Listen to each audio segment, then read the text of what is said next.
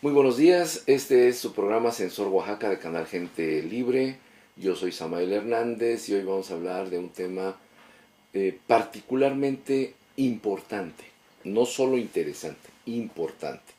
Y el tema tiene que ver con la educación y los pueblos indígenas, en este caso de Oaxaca, los llamados pueblos originarios. Bueno, yo prefiero llamarles pueblos indígenas. Eh, ¿A qué viene esto? Bueno, usted sabe que en este mes de noviembre se lleva a cabo la Feria Internacional del Libro y en esta edición de la Feria Internacional del Libro pues hubo muchas actividades académicas además de la tradicional venta de libros que usted seguramente ya conoce. Estas actividades académicas tuvieron que ver con un tema interesante que es la historia de la educación en Oaxaca. Entonces, los organizadores de la Feria Internacional hicieron un trabajo de muy buena calidad sobre este tema de la historia de la educación en Oaxaca. Les recomiendo que esté pendiente de las publicaciones de la Feria Internacional del Libro. Tienen una página en el Facebook que se llama Voces en Libertad. Cheque usted ahí vienen los eventos que se organizan, estas mesas que se llevan a cabo sobre historia de la educación con conferencias, presentación de libros, de material inédito, que al final tengo entendido va a resultar en varios productos, ¿no? Seguramente publicaciones, también videos sobre historia de la educación y otras cosas. Pero además de estos eventos académicos, organizaron otros que son foros, ¿no? Sobre temas educativos, fundamentalmente desde la perspectiva histórica.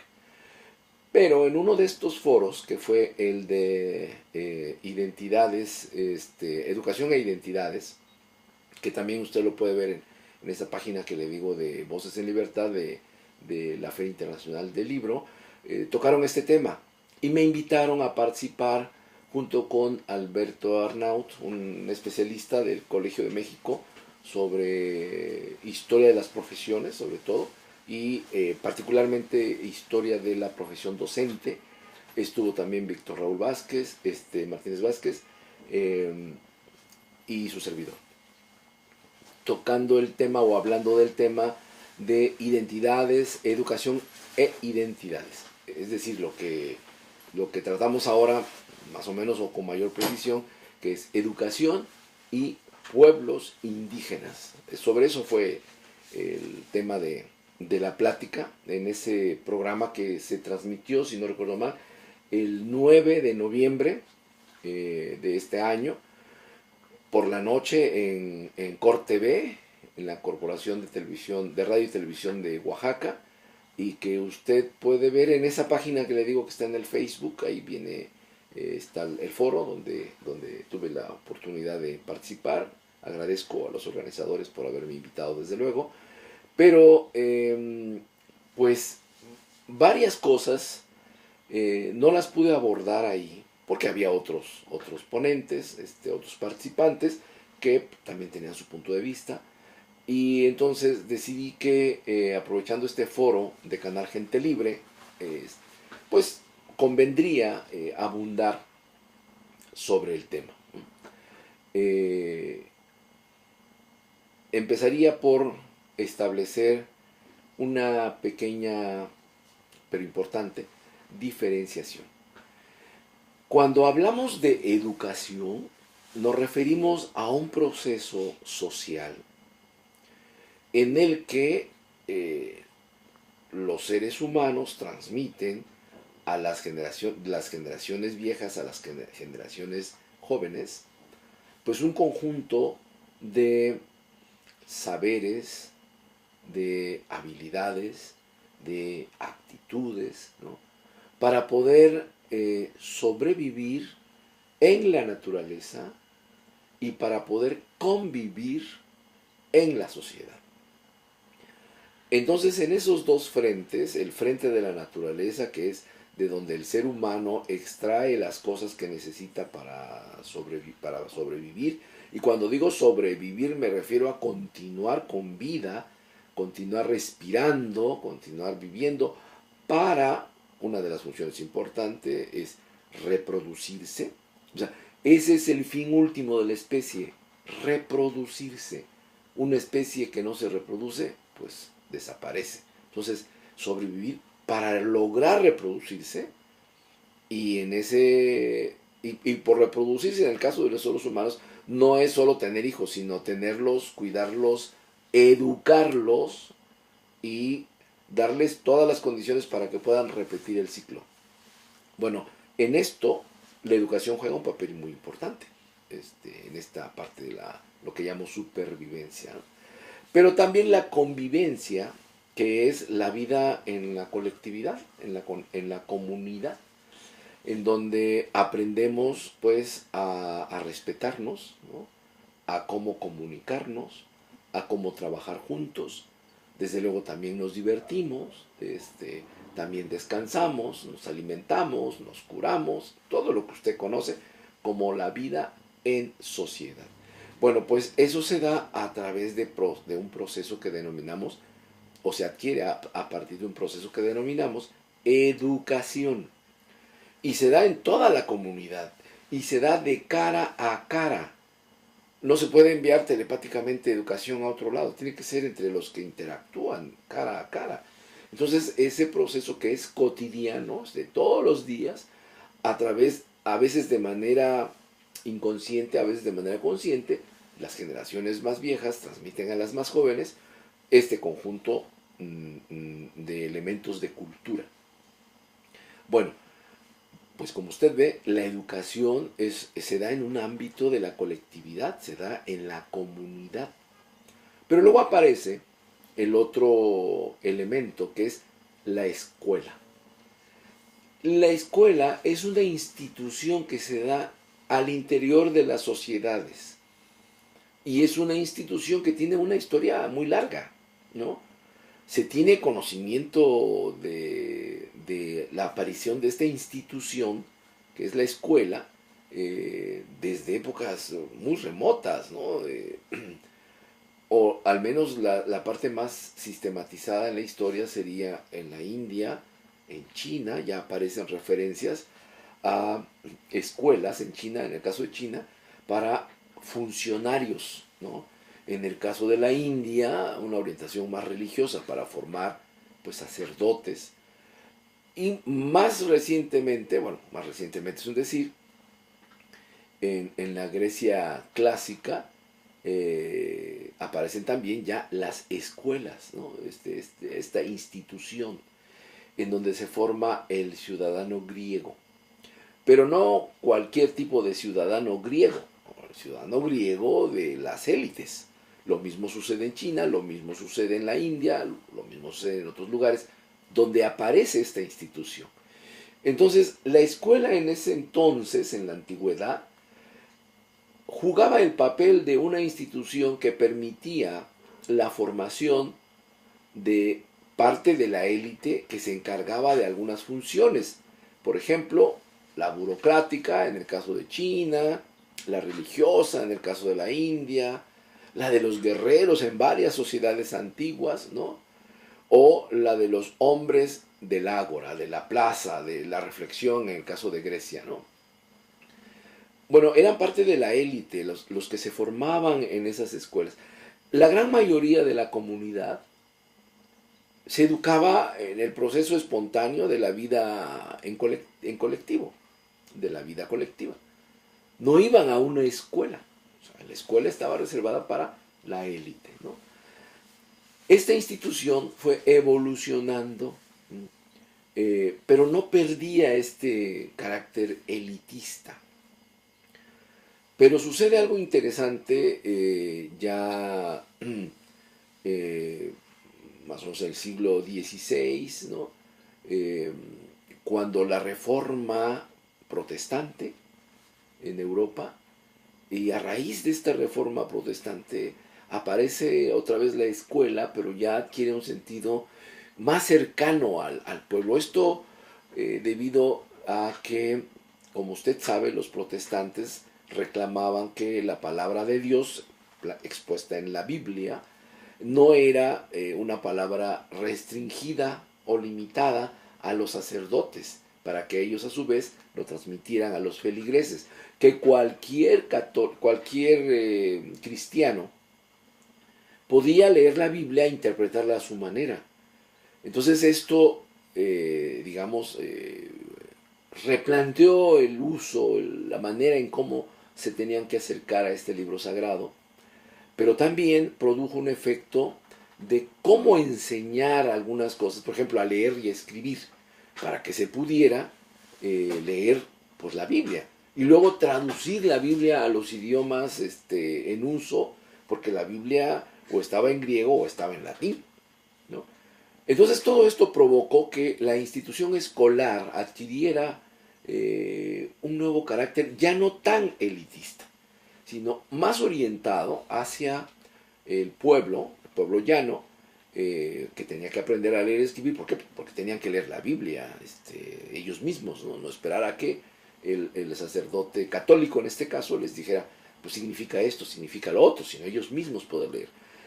Bueno, es curioso, pero por ejemplo, la primera didáctica que tiene que ver con esto de la educación escolar nace en el contexto de ese movimiento. Juan Amós Comenius era un religioso protestante, y él es el primero que logra este planteamiento para que los docentes pudieran enseñar a leer y escribir a la población y otras cosas, ¿no? El cálculo elemental, etcétera. Pero la primera didáctica, la didáctica magna, tiene ese contexto, emerge de ahí. Bien, entonces este asunto de la evolución de la escuela, poco a poco, y sobre todo con la influencia de la iglesia, yo diría primero la protestante, después la católica, va a tener ese cambio orientado más hacia fines de evangelización y de salvación al final. Mire, esto es muy importante porque va a ir perfilando la orientación pedagógica en las escuelas, ¿no? ¿Qué se entiende por educación? Y bueno, hay una tesis de un autor, de un libro que en el próximo bloque le citaré el nombre del libro, el autor. Dice, por ejemplo, que esta tradición tiene un origen muy remoto en los primeros tiempos del cristianismo, en donde educar era educar al cuerpo para salvarlo, para salvar el alma, desde luego. Educar el cuerpo tiene muchas implicaciones pedagógicas, pero no voy a entrar en ese tema, pues sería abundar demasiado en algo que a lo mejor no nos sirve de mucho para lo que vamos a hablar. Pero eso muestra cómo la escuela va cambiando, la escuela. Y no solo es una institución para instruir, sino empieza a tener la pretensión de educar. ¿Se acuerda usted que decía, en la comunidad se educa, y se educa para poder sobrevivir y convivir en la sociedad? Bueno, pues en la escuela empiezan a enseñar cómo se debe convivir en la sociedad a partir de la doctrina cristiana. Y cómo se puede sobrevivir sin pecar en la relación con la naturaleza. Entonces, bueno, eso es muy importante porque parece ser que a partir de ahí la escuela, y esta es solo una vertiente de la revisión histórica de la evolución de la escuela, de ahí toma esta pretensión de educar. Pasan los siglos, y ya en el siglo XIX, en varios países, y curiosamente también una fuerte influencia protestante, me refiero por ejemplo a Inglaterra, Estados Unidos, en estos países la escuela ya asume clara y abiertamente su pretensión de que es una agencia no solo instructora, sino educadora. Es decir, se apropia de esa función que es originalmente social. Pero no se vaya porque vamos a seguir hablando de esto en el siguiente bloque. Hola, ¿qué tal amigas y amigos? Gracias por acompañarnos. Me encuentro con Ale. Hola Jenny, el día de hoy aquí en Casa Las Máscaras les vamos a presentar un producto muy bonito que se llaman muchitas oaxaqueñas. ¿Por qué muchitas oaxaqueñas? Aquí en Oaxaca a las niñas pequeñas se les dice así, muchitas. Entonces nosotros, por eso nuestra marca registrada es así. El traje que ven aquí es de la Sierra Norte. Pero, ¿sí o no están hermosas? Pongan mucha atención porque en esta muñeca hay dos trajes. Aquí está otro. Este es el de la costa. Ale, ¿nos puedes presentar los otros trajes, por favor? Claro que sí. Miren, esta hermosura es de la Sierra Sur. Pero si la volteamos, tenemos a la muchita de Valles Centrales. Y como podrán ver, aquí en esta muchita les voy a presentar la región de la Mixteca. Y si le doy vuelta, aparece la muchita del Istmo. Estas muchitas las pueden adquirir en Casa Las Máscaras. En pantalla aparecerán los números de teléfono. Y bueno, también nos pueden contactar en las redes sociales y en los números que aparecen en la pantalla. Son muchitas artesanales, son de trapo, como pueden darse cuenta, así que ya saben, este es un regalo único. Llámenos. El costo es de 800 pesos y como pueden ver, no es las únicas muchitas que tenemos. Tenemos otras muchitas oaxaqueñas que es la Sierra Norte, la Sierra Sur, Papaloapan y la costa de la Mixteca.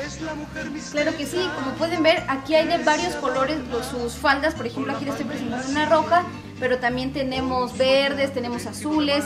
Entonces, así que vengan en el Maps, nos pueden encontrar como Casa Las Máscaras.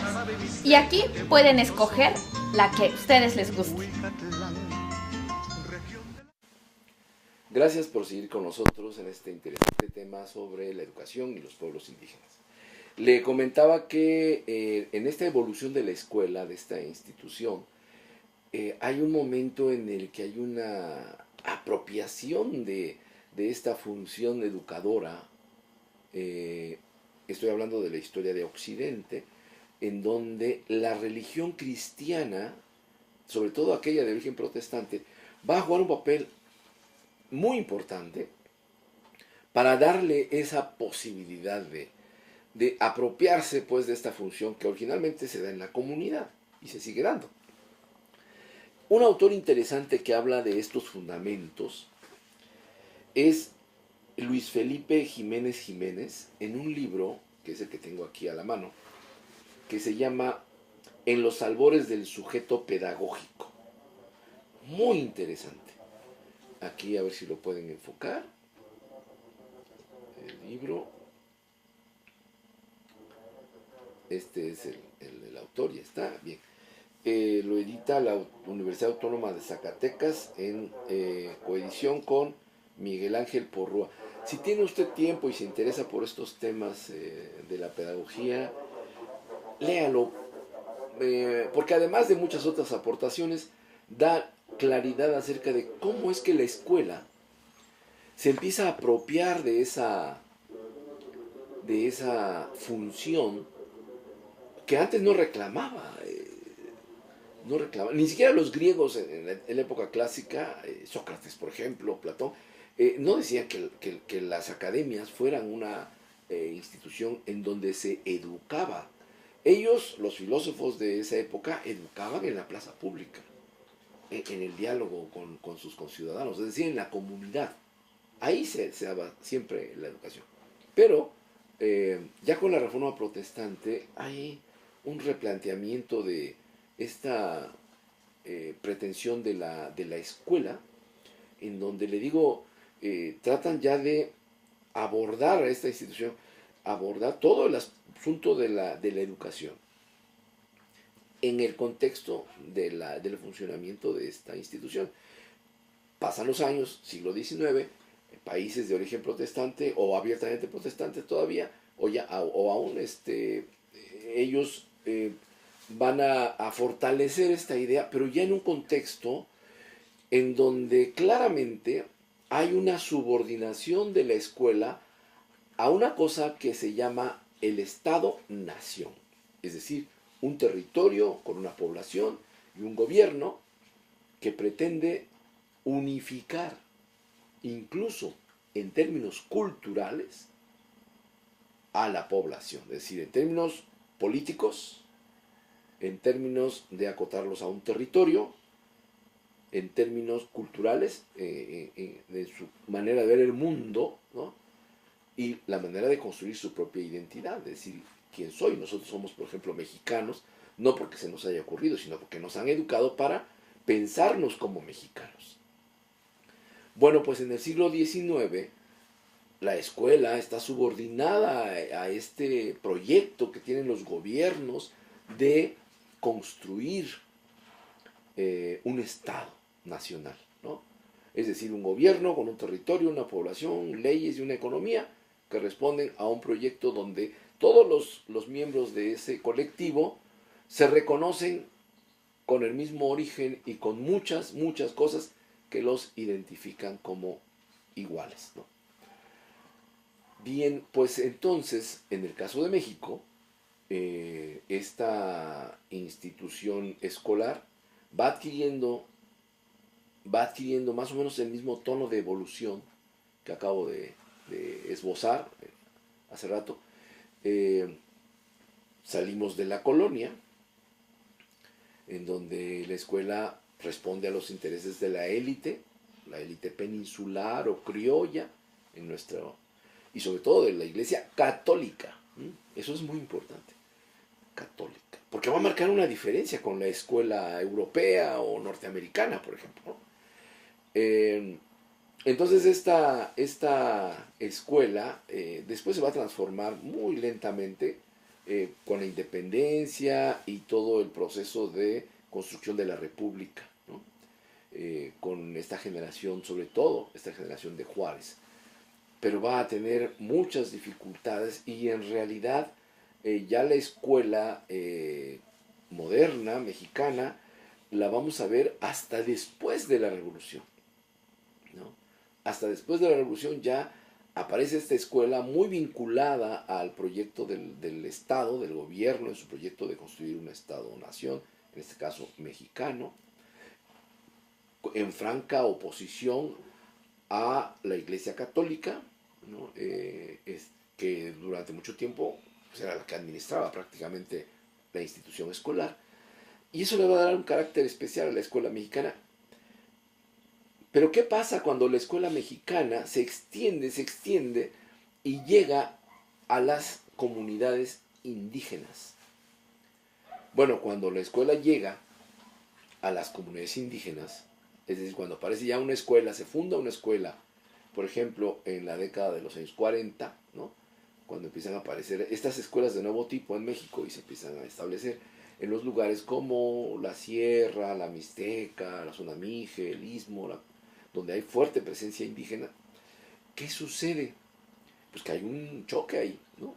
¿Por qué? Porque la escuela mexicana, trata de construir un país, una nación en donde todos seamos mexicanos, que hablemos, por ejemplo, el castellano en lugar del mije, el zapoteco, el mixteco, que nos podamos comportar de determinada manera en función de lo que establece esta visión civilizatoria, ¿no? De la mexicanidad, que nos veamos en nuestra historia y nos reconozcamos como un solo pueblo que evoluciona, no diversos pueblos, no, uno solo, que evoluciona hacia un destino previsible, ¿no? Entonces, bueno, todo esto choca porque los pueblos indígenas ni tienen una historia nacional, sino tienen una historia, en todo caso, pues de su propia etnia, ¿no? Está narrada en su lengua madre y sus pautas de conducta civilizatoria no responden a las pautas de conducta civilizatoria del proyecto nacional mexicano, sino a las pautas civilizatorias mixtecas, mijes, zapotecas, etcétera, ¿no? Entonces, bueno, ahí hay un choque, ¿no? ¿Cuál es el primer intento de resolver ese choque?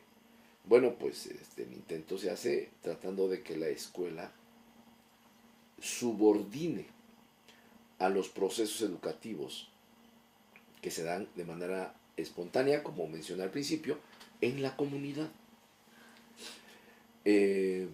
Esto se llamó en su momento política de integración nacional. Convertirlo, deshacerse de su tradición indígena e incorporarse a la tradición mexicana, ya como mexicanos, ¿no? Es decir, eliminar a los indígenas, que no hablen mixteco, que no hablen zapoteco, que no hablen mije, que hablen castellano, ¿no? O español, ¿no? Aunque sería más propio decir castellano, ahora que España tiene ya incluso ahí problemas con esto del español. Algunas autonomías dicen, no, es castellano, nosotros hablamos catalán, por ejemplo, en el caso de los catalanes, ¿no? Y eso de español es un invento, ¿no? Para construir ese Estado-nación allá. Bueno, pues entonces hablamos castellano. Ya no quieren en los 40 que se hable en lengua indígena.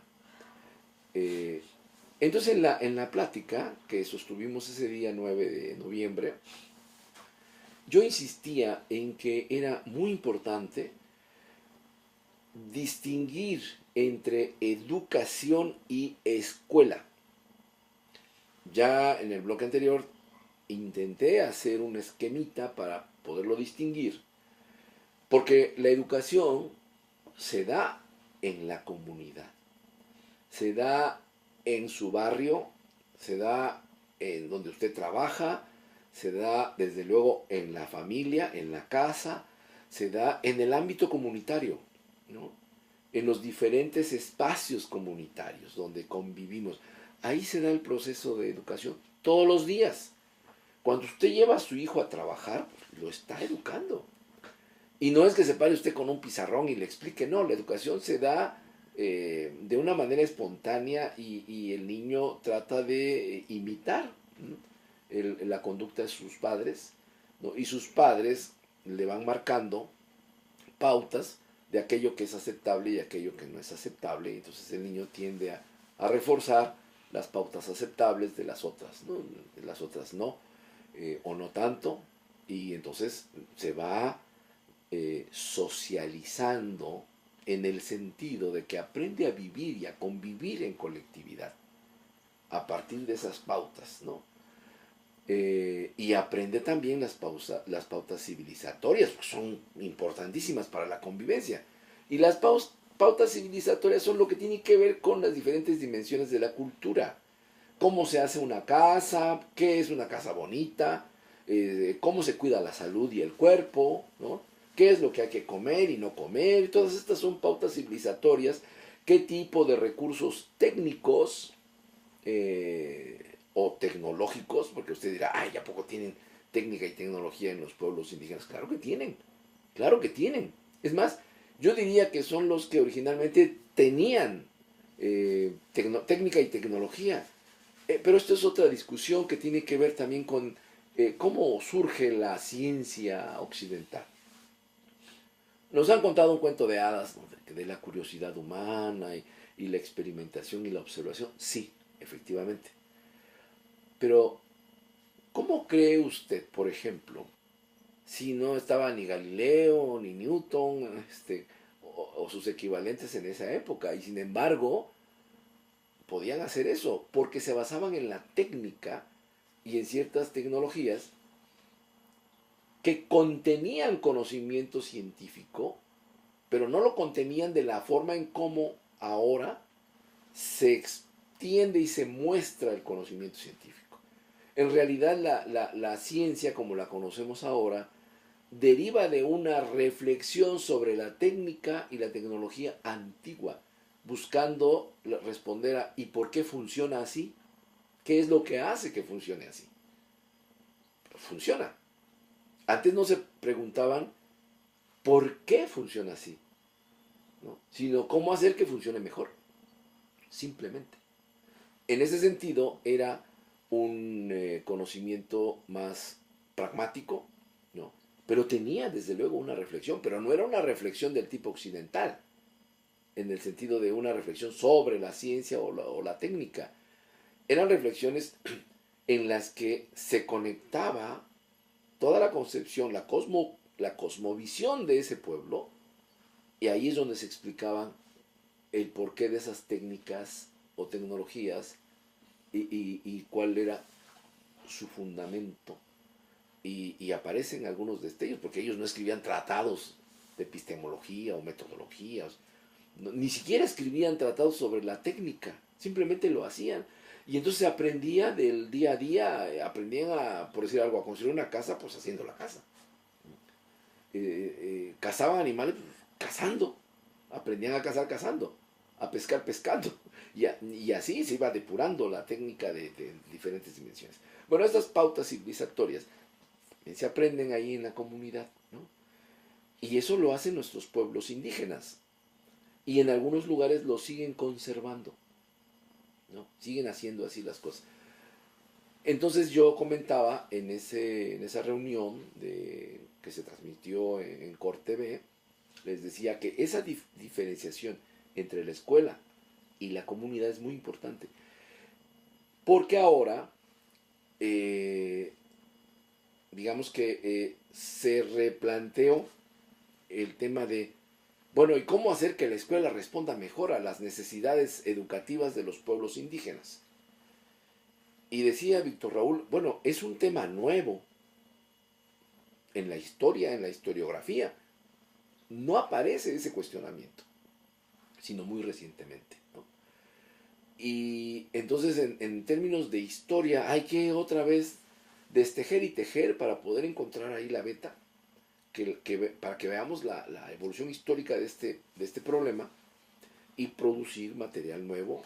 Bueno, lo harán los historiadores de la educación en este campo, ¿no? Pero bueno, regresando, el tema es esa relación escuela-comunidad en el contexto de los pueblos indígenas, pero no se vaya usted, porque de esto vamos a hablar en el siguiente bloque.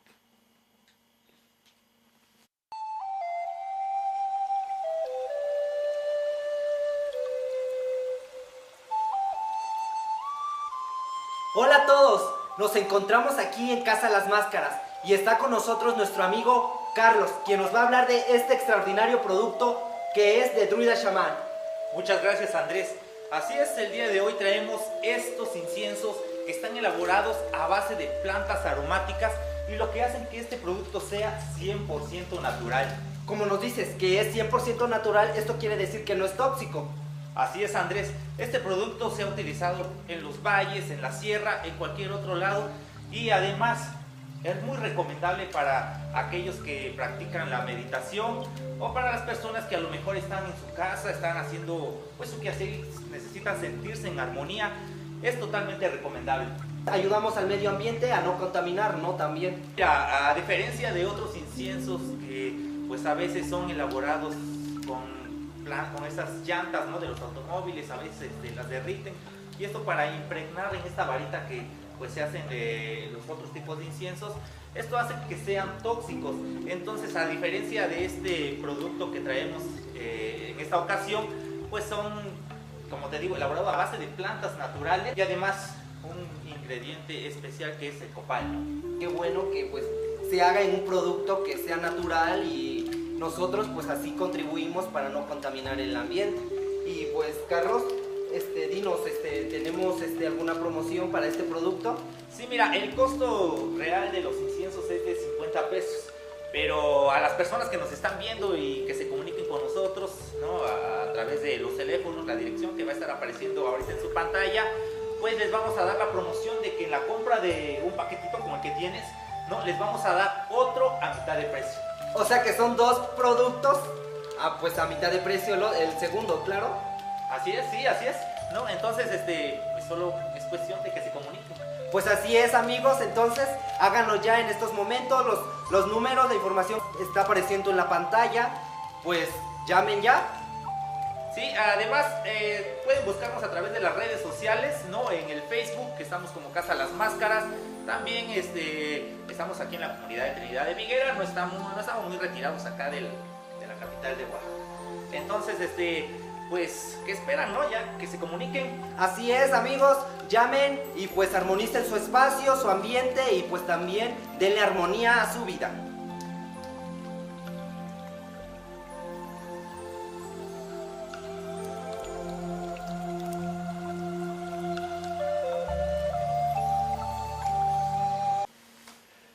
Gracias por seguir con nosotros. Le comentaba que en aquel diálogo que se transmitió por Cor TV sobre identidades, educación e identidades, se planteaba este asunto de la relación entre la escuela, con toda la carga histórica que tiene la escuela, y toda la carga histórica que tienen las comunidades indígenas, cómo era esa relación y cómo debería de ser.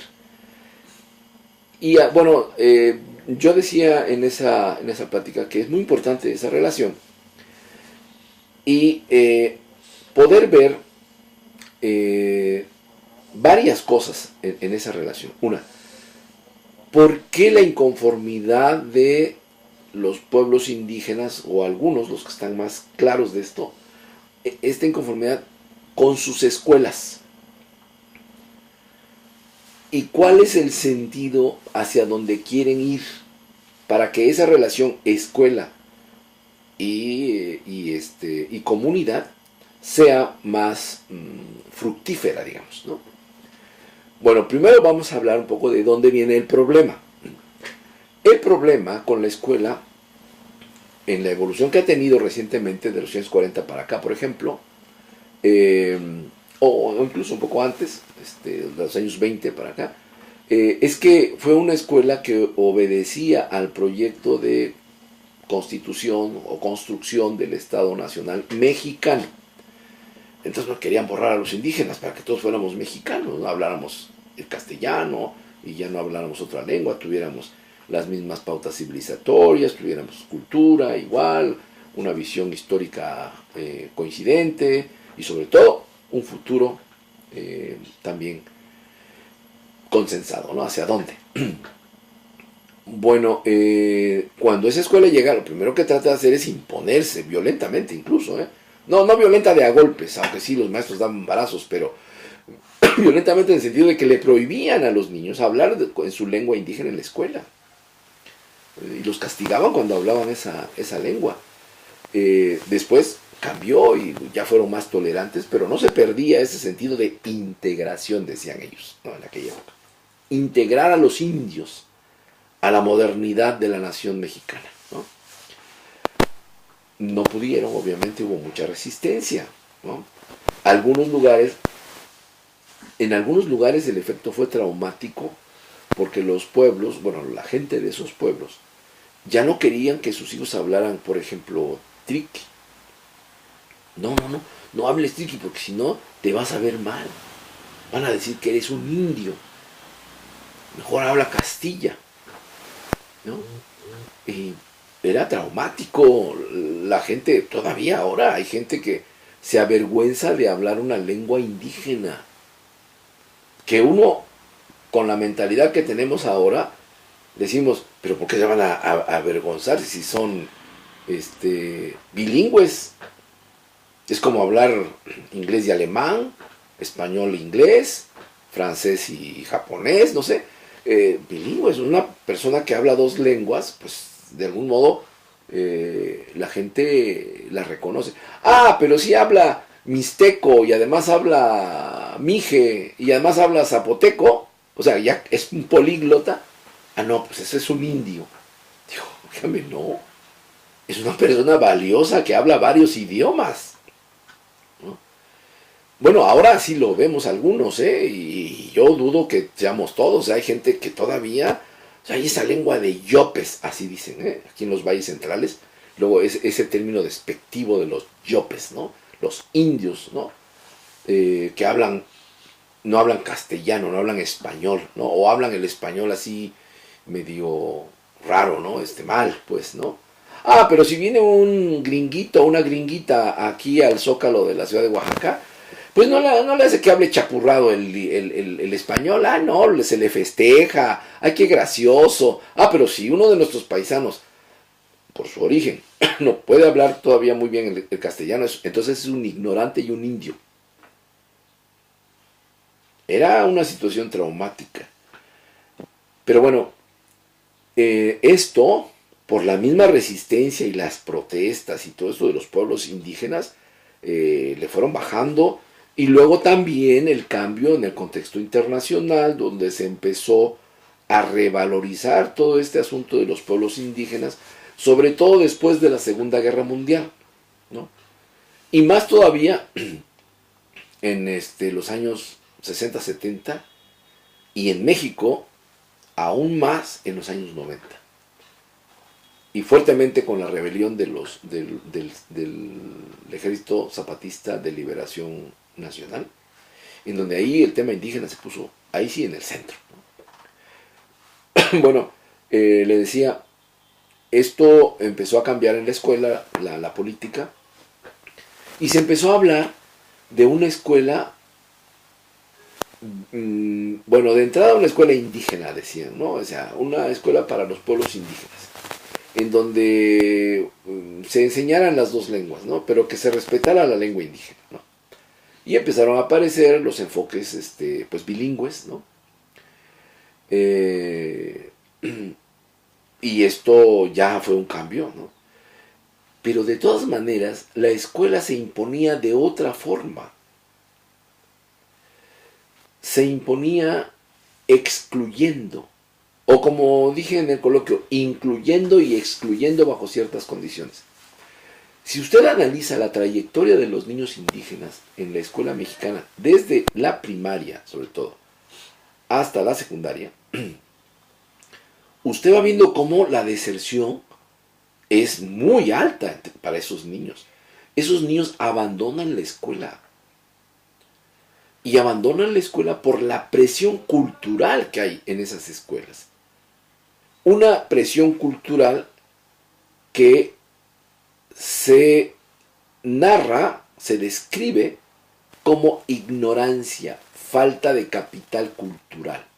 A ver, espérese. Entonces, el niño reprueba porque no habla español. El niño reprueba porque como es indígena, pues no sabe contar, no sabe multiplicar, pues no sabe qué es un semáforo, porque en su pueblo no hay semáforo. No sabe qué es un elefante, porque en su pueblo pues, no hay elefantes, ¿no? Y en fin, cosas de ese tipo. No. El niño indígena no es que sea tonto. El niño indígena es un niño con un problema de comunicación, porque llega un señor que dice que es un maestro y le habla en un lenguaje que él no entiende porque no es su lenguaje. Un maestro, un verdadero maestro, tendría la obligación de hablar el mije en la zona mije, para que pudiera enseñar en mije. Porque si no, ¿qué clase de maestro es? Si llega hablando chino y nos quiere enseñar matemáticas en chino aquí en México. Diría, bueno, pues es un loco, ¿verdad? Cuando se trata del chino. Pero si se trata del español, a alguien hay que echarle la culpa. No, pues es que pues yo hablo español, ¿no? Es la lengua nacional y estos indios no entienden el español, pues son unos tontos. No, señor. En primer lugar, usted habla una lengua que no es la de ellos. La lengua nacional en ese lugar es la de ellos. El español es una segunda lengua. Y usted tiene que hablar la lengua de ellos. Si es que quiere ser maestro de ellos. Tiene que acreditarse en la cultura. No se puede ser maestro de manera extracultural. Se puede ser un colonizador y entonces usted no está educando. Está aculturizando. Trae una cultura que quiere imponer. Y además la quiere imponer desde su propia lengua. Todavía, por ejemplo, los religiosos que llegaron con la conquista se preocupaban de hablar la lengua indígena para conquistar culturalmente esos pueblos desde su lengua. Esos eran buenos maestros en el sentido de que decían, no se puede educar desde otra lengua, ¿no? Si queremos educarlos en nuevos valores, nuevas creencias, etc., tenemos que hacerlo en su lengua. Que eran muy buenos, muy buenos. Pero ahora los maestros que tienen origen en la Revolución Mexicana y además tienen la política de la construcción del Estado-Nación mexicano, castellano, y si no entiendes el burro eres tú. Y además debes ser muy, muy tonto porque no hablas español. Esa es la actitud que asumen los docentes. Bueno, la asumían en esos momentos en donde se trataba de integrar a la población. Después eso cambió, pero después cambió bastante porque muchos maestros que venían ya de los pueblos indígenas se empezaron a cuestionar estas cosas, dijeron, esto no está bien, eso no es educar. Y empezaron a plantear que se educara en la lengua indígena. Es decir, un poco al estilo de los religiosos del periodo de la conquista y de la colonia. Después fueron más allá, dijeron, no, incluso estos elementos de cultura que nos quieren meter a través de la educación en nuestra lengua, tampoco son así nada más neutros, no, nos están afectando. Necesitamos ver cuáles son esos contenidos culturales, y aunque se den en esa lengua, si no operan, digamos, para bien de la comunidad, no resuelven sus problemas, sino que los complican, entonces eso no sirve, porque la educación debe servir, ya lo dije, para la supervivencia y la convivencia en comunidad.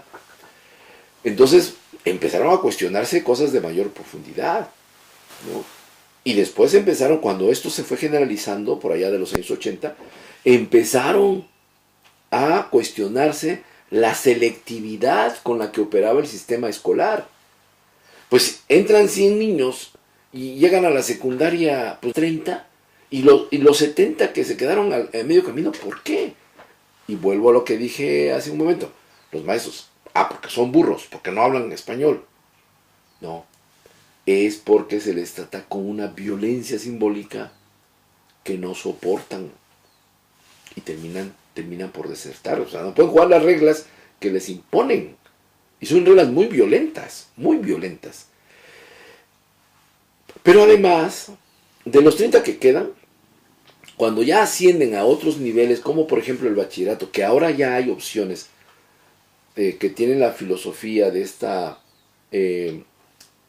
visión multicultural y bilingüe de los bachilleratos, o incluso de algunas universidades, se ve que también desgranan los 30, no llegan 30. Ahí operan otras cosas. Ahí opera la desigualdad social, económica. No pueden sostenerse en esos niveles escolares. Y entonces todo eso lo retoman estos nuevos profesores, ¿no? Defensores de una visión diferente que se basa en la diferencia entre comunidad educativa y escuela, para cuestionar, bueno, entonces cómo debe ser esa relación. Y aquí entramos al tema con la que inicié este bloque.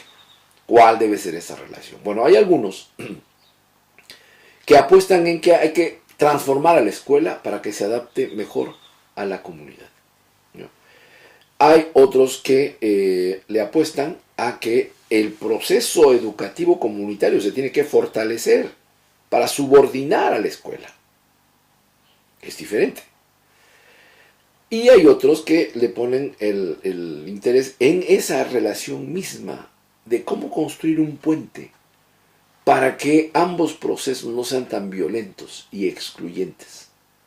Esos son 3 aspectos, cuando menos 3. Fortalecer procesos educativos comunitarios, transformar a la escuela o construir puentes que faciliten esa interacción.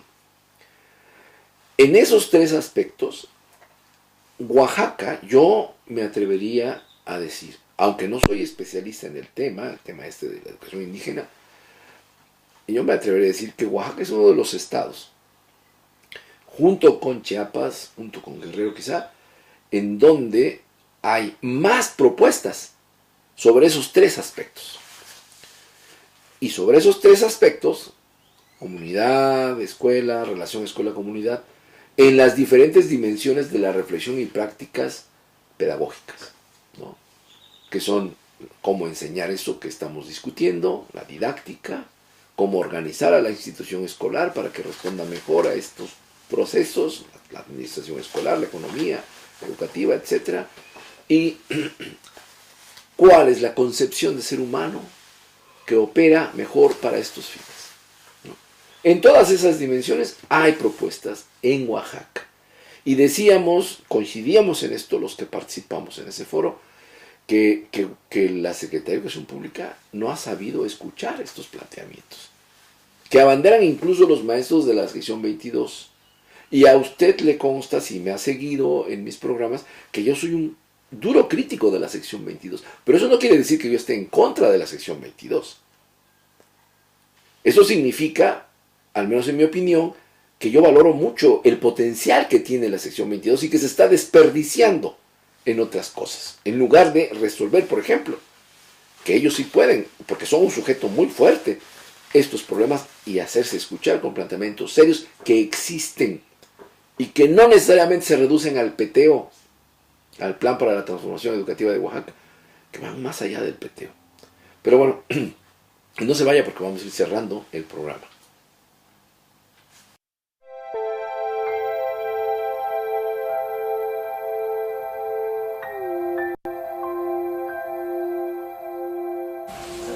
Hola, ¿qué tal, amigas y amigos? El día de hoy les vamos a platicar sobre la efectividad de este maravilloso producto llamado Druida Shaman. Hola, ¿qué tal, Jessie? Hola, Carlitos.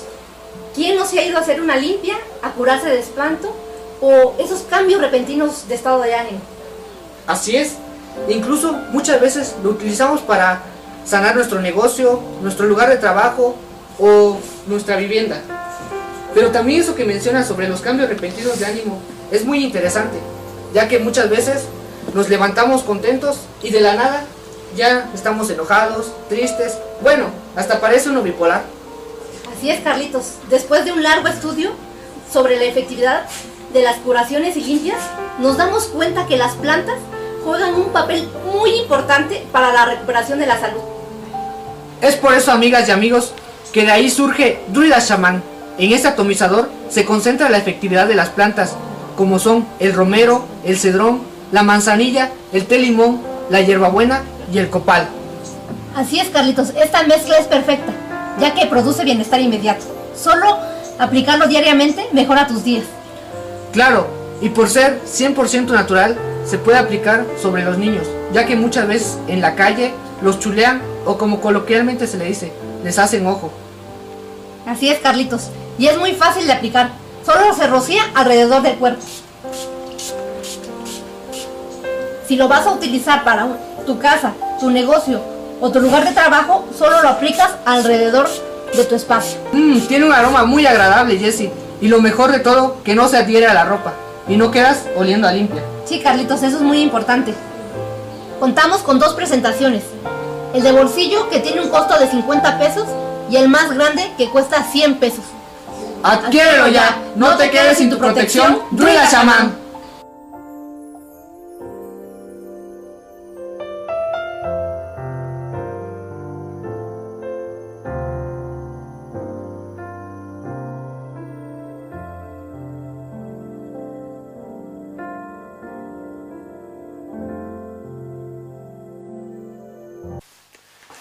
Bien, gracias por seguir con nosotros. Voy a tratar de resumir lo que le he estado platicando y empezaré por comentar que la importancia de este tema de la relación entre las escuelas y los pueblos indígenas es que la escuela opera como un agente que inhibe el desarrollo. Fíjese bien lo que estoy diciendo, inhibe el desarrollo de esa cultura, ¿no? Y perdemos muchísimas cosas, pero además tiene otros efectos. Por ejemplo, no solo inhibe el desarrollo de una cultura, sino destruye los elementos de esa cultura. Por ejemplo, la lengua. Hay muchas lenguas indígenas que ya se perdieron en el mundo, en el país, y en Oaxaca hay lenguas que ya se perdieron, ya no hay hablantes de esa lengua. Entonces también destruye, no solo inhibe, sino destruye elementos culturales importantes. Pero tiene otros efectos, por ejemplo, impone pautas civilizatorias, ¿no? Mencionaba en el coloquio, por ejemplo, la conservación, el cuidado del cuerpo y la conservación de la salud es diferente en algunos pueblos indígenas, que no parten del concepto de microbios, por ejemplo, de microorganismos dañinos, ¿no? Ellos no parten desde, porque no los pueden ver, no los conocen, entonces ellos conviven con esos microorganismos y son gente saludable. Claro, si viene un microorganismo externo, pues los mata, porque no tienen defensa natural contra ellos, pero los de ahí no hay ningún problema, ellos conviven muy bien con estos microorganismos. Y hablaba de que ahora recientemente los pediatras le están recomendando a las mamás de que dejen jugar a sus niños con la mayor libertad en la tierra, con los animalitos, claro que no los vayan a morder, ¿no? Algunos animales peligrosos, pero lo más libre que se pueda, porque es la mejor forma de adquirir defensas. Llegó el asunto a un grado en el que las mamás ya casi querían esterilizar a los niños, que vivieran en una burbuja, que no los tocara ni el aire. Dices, bueno, esto ya es así como medio insano, ¿no? Las mamás de por sí, si no fuera así no estaríamos vivos, sobreprotegen a sus criaturas. Eso está bien en un estado natural, en donde vivimos al estilo de la naturaleza. Si no fuera por las madres, no podríamos vivir los seres humanos, ¿eh? No podríamos, moriríamos rápidamente.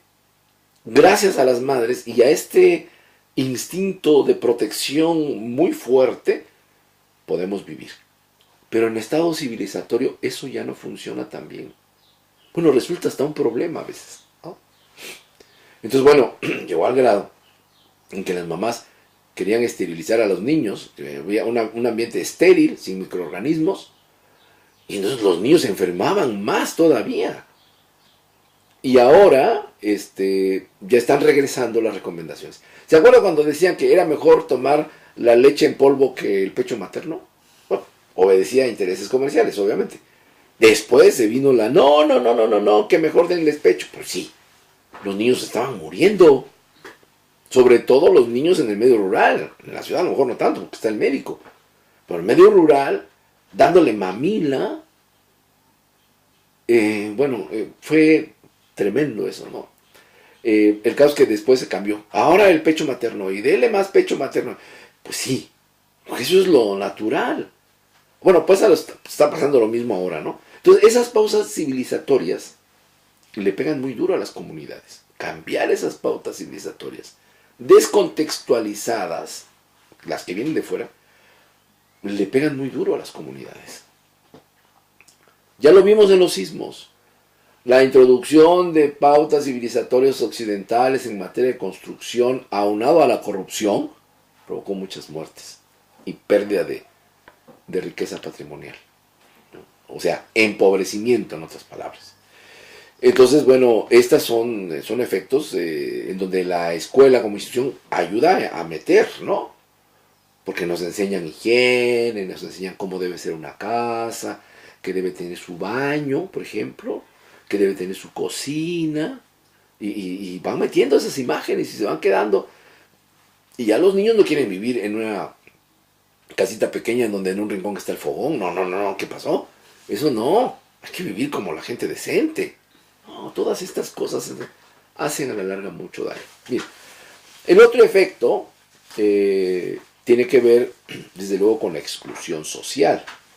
Como no pueden transitar por la escala escolar, pues entonces son calificados de ignorantes, de incapaces, y no les dan trabajo, y son señalados, estigmatizados, y entonces es un problema grave. Pero otro problema grave es que no pueden construir su identidad. ¿Quiénes son? Están desorientados, no saben quiénes son.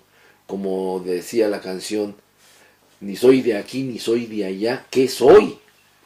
Y eso para el ser humano es brutal. Simplemente no se puede vivir así. Bueno, pues es un tema muy, muy extenso. Espero que medio hayamos pintado algo esbozado algo de su contenido y hacia dónde podríamos ir con estas 3 dimensiones donde hay que construir propuestas, que es más, hay muchas ya, pero hay que aplicarlas. Y el gobierno no quiere, simplemente no quiere. No le conviene. Pero yo creo que esto va a ser inevitable. Hacia allá tiene que ir la reforma educativa. Le agradezco mucho que haya estado con nosotros. Lo espero en el siguiente programa que haremos. Y espero que nos acompañen entonces también como ahora. Y bueno, me despido de usted, deseándole que tenga una excelente semana hasta nuestra próxima entrevista. Hasta luego.